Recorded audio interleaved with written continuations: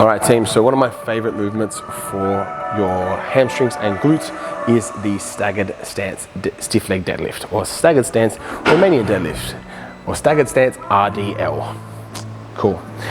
So what you want to do is get into a staggered stance or a B stance. I'll show you the other leg. Get into a staggered stance or B stance. Now you want the width to, I don't want to see narrow, I don't want to see close here, I'd like to see slightly outside of there, just so your leg can morally support the other leg as it's meant to for this exercise.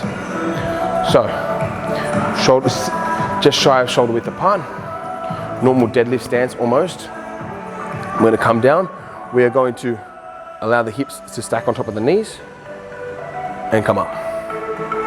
Again, same thing, allow the hips to stack on top of the knees and come up. Change legs.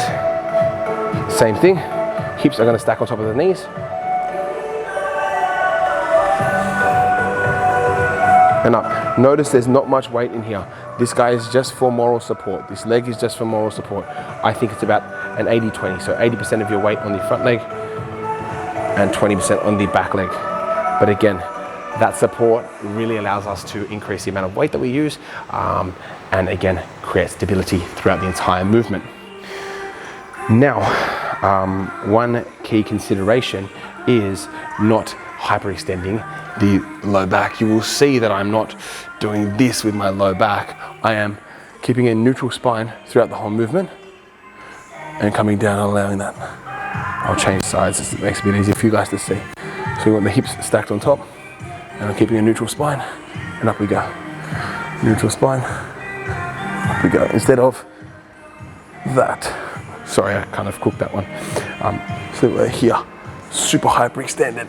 Yeah. Again, that hyperextension over time can be quite. Look, I feel like it can increase risk of injury for your lower back as it just drives too much. What am I looking for? I find that it could cause injury down the line for your lower back, being that all that pressure is driving into a bent spine, a hyperextended spine, and you're further trying to drive more pressure into a structure that's already like this. From my experience, hyperextension of the spine isn't advantageous when doing an exercise like this. I might be wrong, I might be right. That's just my opinion. Hope that helps.